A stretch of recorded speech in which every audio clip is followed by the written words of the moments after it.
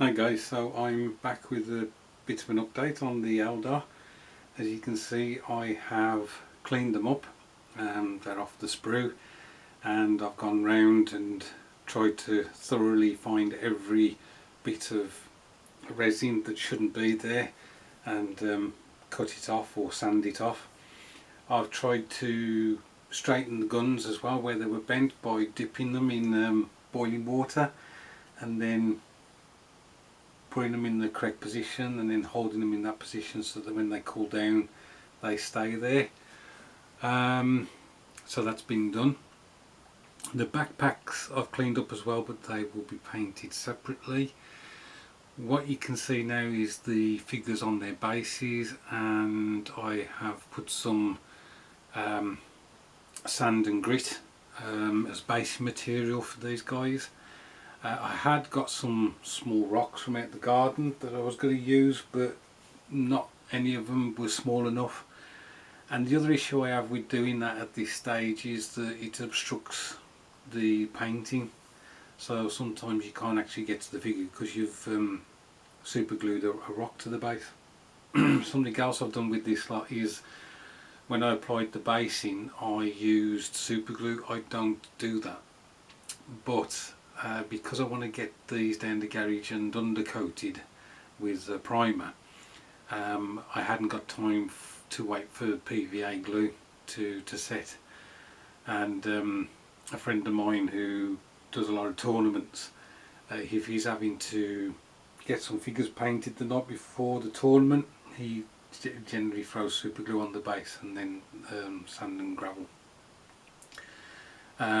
I much prefer to use PVA glue if I can.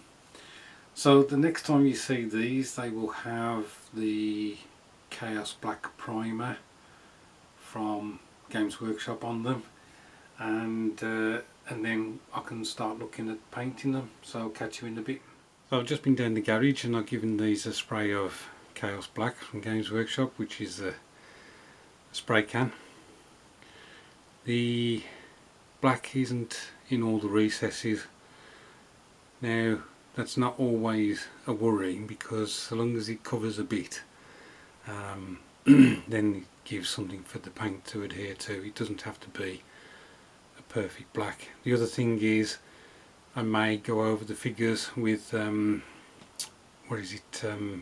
Black, because Chaos Black and Abaddon Black are ever so slightly different shades of black, and if you have to do any neatening up with Abaddon Black it shows, but then these figures are going to be practically any colour but black, so I don't know, I may skip that and just start base coating these guys.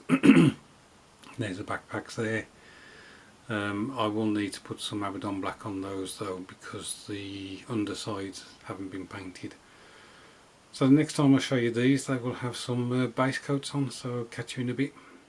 Okay, a bit of a final update for this video on these guys. As you can see, I've started putting on the Warflesh from Citadel. Now initially I was going to do the rifles in a different colour, but what I don't like about scouts where the rifle is like metal or so on, it's like, well, they're hardly hidden when they've got these bright colours. The other thing is with these guys, they're supposed to be wearing armour underneath the cloaks, and again it's like especially the one with the helmet, he's going to stand out like a sore thumb rather than being somebody who's sneaking around trying to take pop shots at important targets. So I'm not quite sure what I'm going to do with the armour on these guys. So that's the leader, and as I say, the Warflesh is practically on him. This is the guy that I mentioned where he's wearing the helmet. So again, I'm going to have to, I think I'm going to have to camo that. The other thing that I've done on this one is some of the tubes and whatever are in lead belcher, but again it's like they're really visible, and I think I may leave those black. I may go back over them and just leave them black. Here's the guy kneeling down. I have been following somebody else's paint job on these, but I have diverted from it, and I think I will go further away from it as well, because I'm starting to get an idea of the colours and whatever that I want.